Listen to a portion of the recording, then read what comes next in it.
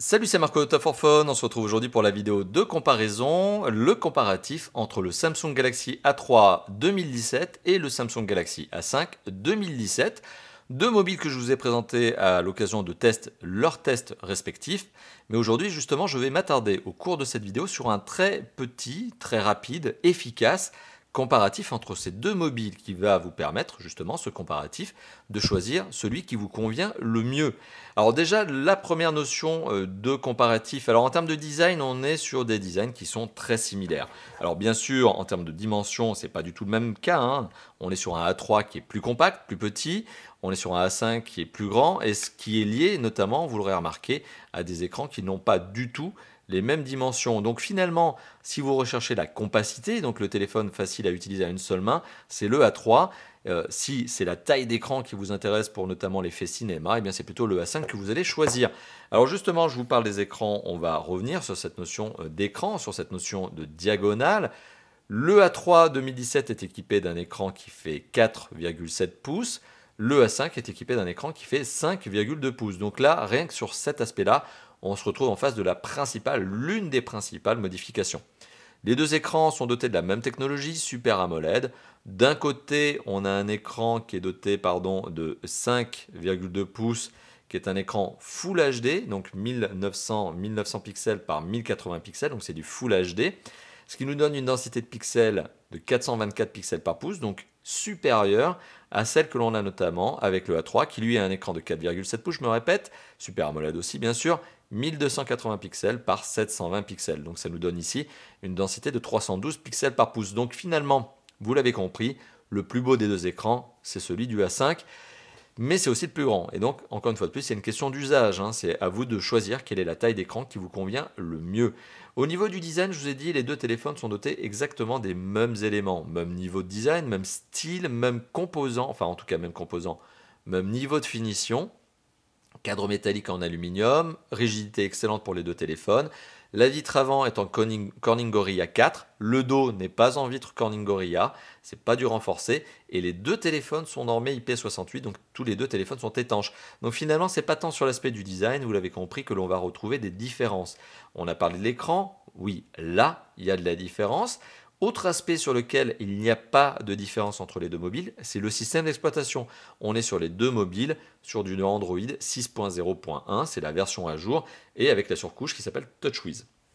Alors il faut savoir que Samsung a prévu de mettre les deux téléphones à jour en version Android 7.0, avec notamment la nouvelle surcouche qui s'appelle Grace UX, mais c'est pas prévu encore, en tout cas aujourd'hui ce n'est pas le cas. C'est prévu, mais c'est pas encore arrivé. Et de toute façon, quand la mise à jour arrivera pour un téléphone, eh bien, elle arrivera aussi pour l'autre. Donc ça, c'est encore une fois de plus absolument pas un point distinctif. Par contre, il y a un point distinctif entre ces deux mobiles, c'est quand même les performances.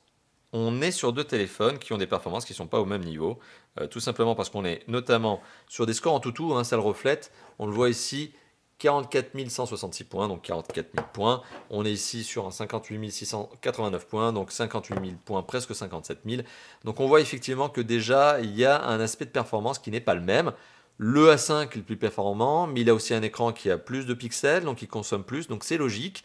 Finalement, les deux téléphones ont la même fluidité d'image, les deux téléphones s'en sortent au même niveau en termes de fluidité d'usage, en multitâche, etc. C'est pareil. Mais voilà, on sent vraiment cette différence, notamment de performance, qui sont liées là aussi à des composants qui ne sont pas tout à fait les mêmes.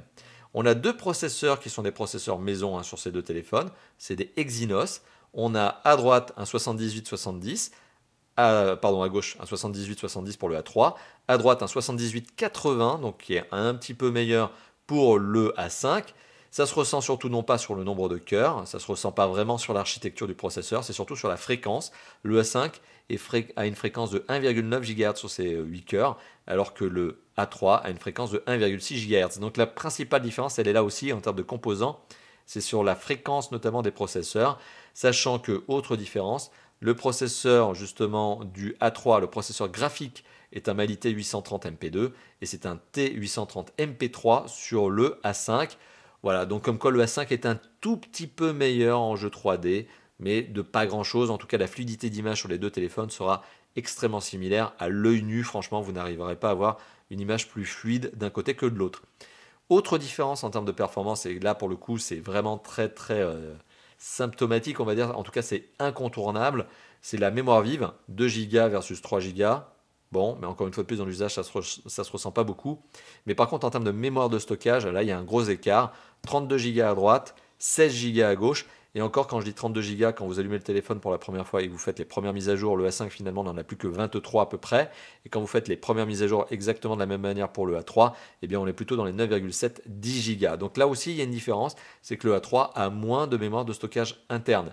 Bonne note par contre, vous avez, je le rappelle, pour les deux téléphones, la micro SD. Donc on a moins de mémoire, c'est sans doute le gros point de différence avec l'écran et un peu les performances, mais voilà, c'est surtout l'écran et aussi cette mémoire de stockage qui est vraiment mais radicalement différente.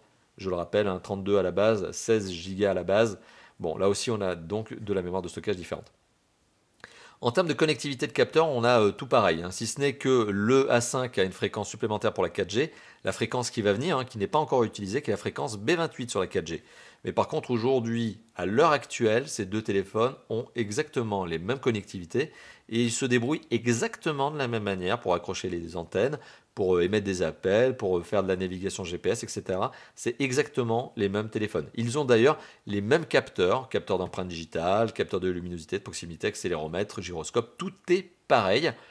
Il y a quand même une différence au niveau de la connectivité et qui est à l'avantage du A3, c'est le DAS. Le débit d'absorption spécifique du A3 est moins important. Il est à 0, hop, je reprends juste ma petite fiche pour vous donner la valeur exacte. Le A3 a un score de 0,349 watts par kilo, alors que le A5 est à 0,522 watts par kilo. Donc là aussi, on a une petite différence entre ces deux mobiles. Voilà. Et il est temps d'arriver à une autre différence. La dernière, celle de l'usage, capteur photo, batterie, on n'est pas sur les mêmes. Là, clairement, le A5 s'en sort un petit peu mieux. Alors, non pas que la qualité photo du A3 notamment soit moins bonne. Dans la réalité, on s'en rend encore une fois de plus pas vraiment compte. C'est-à-dire qu'on va regarder les images, mais vous allez constater que les photos ont à peu près la même qualité. Mais le A5 a plus de mégapixels. Le A3 a un capteur dorsal de 13 mégapixels, 16 pour le A5. On a 8 mégapixels en capteur photo frontal, donc pour les selfies, sur le A3, et on en a 16 pour le A5. Donc on a plus de mégapixels systématiquement sur les capteurs photo du A5, mais le résultat en termes de qualité photo n'est pas forcément bluffant. Il n'y a pas un énorme écart entre le A5 et le A3. Voilà, donc ça c'était pour parler des capteurs photo. En termes d'autonomie, alors là aussi il y a un truc très intéressant, c'est qu'en termes d'autonomie, normalement on devrait avoir une moins bonne autonomie, notamment pour le A3 qui a une batterie plus petite, 2350 mAh versus les 3000 mAh du A5. Mais l'autonomie est sensiblement là aussi la même, à quelques pourcents de consommation près sur une heure de vidéo, c'est-à-dire que sur le A5 on est plutôt dans les 12% de batterie consommée, 10-12, alors que sur le A3 on est plutôt dans les 10-12-14% de batterie consommée.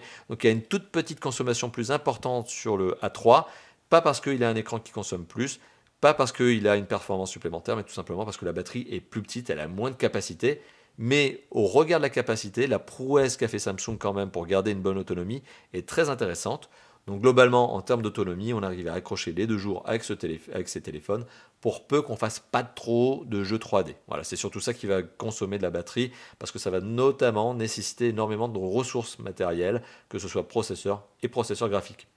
Voilà, donc on a fait le tour des téléphones, on a fait ce comparatif. Vous avez vu, c'est un comparatif efficace. J'ai pas voulu faire un comparatif qui aille trop dans le détail. Je suis allé dans le détail, mais j'ai pas voulu non plus prendre trop de temps pour vous laisser une vidéo relativement courte. Vous l'avez compris, si vous recherchez un mobile compact à budget peu restreint, vous allez probablement partir sur le A3 2017, qui est un très bon mobile.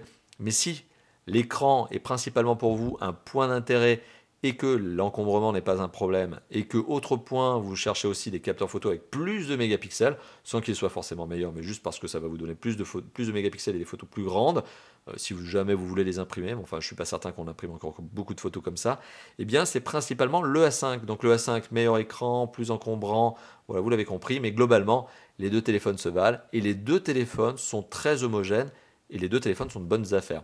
D'ailleurs, je vous parle d'affaires, n'oubliez pas que nous avons un comparateur de prix, donc si vous recherchez les meilleurs prix pour ces deux téléphones, vous retrouverez le lien en commentaire de cette vidéo, en description aussi, probablement la notation, etc. etc. Voilà. Merci d'avoir vu cette vidéo. Bien sûr, si elle vous a plu, je vous encourage à lâcher le petit pouce bleu qui fait plaisir, c'est en bas ici. À commenter cette vidéo, bien sûr, c'est toujours en dessous de la vidéo. Et eh bien, vous abonner à notre chaîne YouTube, c'est un petit bouton qui se trouve par ici. Voilà, n'hésitez pas à cliquer sur ces différents éléments. Et moi, je vous dis à très bientôt pour d'autres vidéos de tests, de comparatifs, de déballage, de présentation, d'interview, etc., etc. Comme d'habitude chez Tough for Fun. Allez, à bientôt. Ciao, ciao.